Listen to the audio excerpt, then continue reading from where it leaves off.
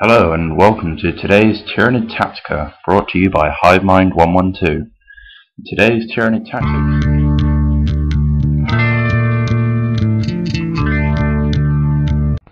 Now, the Zoanthrope. An amazing model altogether. Looks great, it's got a good stat line, and has even better rules. It's personally one of my favourite models to take, and I'd never leave home without it. It's an elite's choice. It costs you 60 points and is stupidly cheap for how much damage this bad boy can cause. I'll just go over its stat line. It's weapon skill 3, ballistic skill 4, strength 4, toughness 4, with 2 wounds, 1 attack, and leadership 10. It also has a 5-up save, but you really don't need to worry about having that terrible save, because it has a rule called Warp Field, which is just a godsend for Zoanthropes. The Warp Field gives them a 3+ invulnerable save. That's right, a 3+ invulnerable save. So this means that when your opponent is going to try and take these guys out with las cannons and missiles and melter guns, you're always gaining that 3+ invulnerable save, which is vital to keeping them alive. Seeing as you'll find out with their weapons in a minute, they become a pain in the ass, your opponent will definitely try and insta-kill them, and that 3+ invulnerable save will just come in so much use. Now the reason these guys are so good for their points is their 2 psychic powers, which are their weapons. The first one is Warp Blast, which is a strength 5 Warp Blast is a strength 5 small blast AP3 shot. This is going to be good at killing any infantry really with the blast template. Its AP3 means it's also very useful against shooting marines, and strength 5 means you're going to be wounding like guardsmen and other Tyranids on 2s, and even marines on 3s without the save.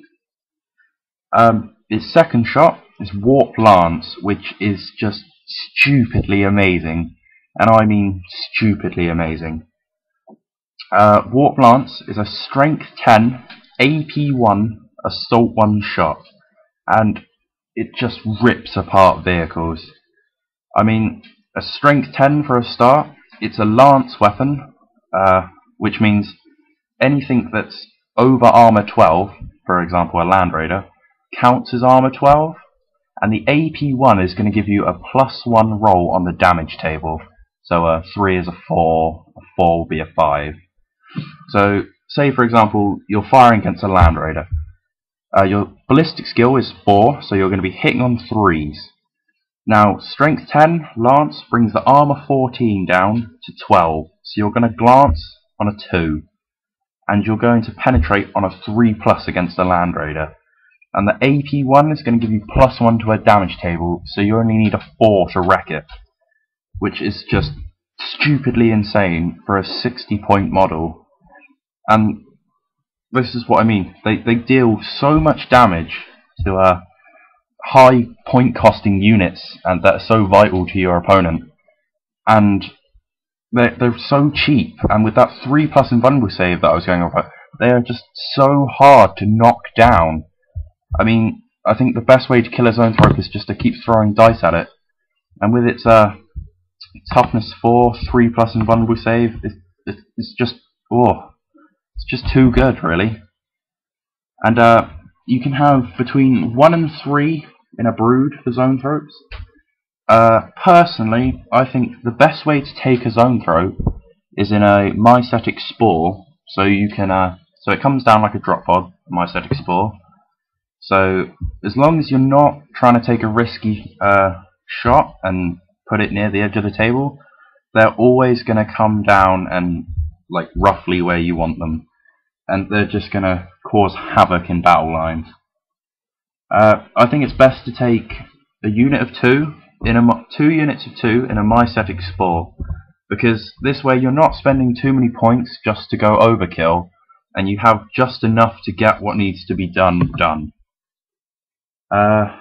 Yeah, so It'll be 120 points for 2. Mycetic spores are 40 points each. So yeah, it's a very cheap, hard to kill, hard hitting unit that I will guarantee will be game turners for you if you take them. If you're not taking them and you're running Tyranids, trust me, try them. They will surprise you.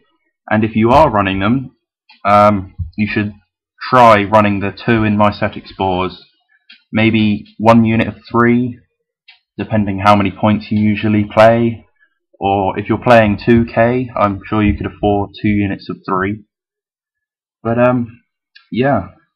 The main thing to watch out for Zoanthropes when they come out of the spods is they're going to come out and they're going to shoot and they're going to cause their damage. So you'll take out a transport, a land raider, or you'll come out and you'll fire a blast template at a group of marines or something. And then your opponent will usually try and get a throwaway unit and try and assault your Zoanthropes. Because let's face it, the 1 attack, weapon skill 3, strength 4, they're not really going to fight their way out of a combat anytime soon. And coming down in the Mycetic spore while the rest of your army advances, your opponent will look to tie them up so they can no longer shoot, and the rest of their army can carry on firing on your battle line. There's not much you can really do about this, apart from just take that in mind when you're placing your Mycetic spores. So try and put them somewhere where they're going to cause damage, they're going to have a positive influence on your half of the game, and somewhere where they're hopefully not going to get horribly brutalized or tied up really badly for like 3 turns until you can bring some Hormagaunts up or effects or your Winged Tyrant or whatever else you're running alongside and try and bring them back into the game. But that's also another reason to only take like 2 units of 2, because there's no point spending lots of points on a few Zoanthropes, on 3 Zoanthropes, sorry, for them to come down, kill one thing, get tied up or wiped off the table on the turn they come down.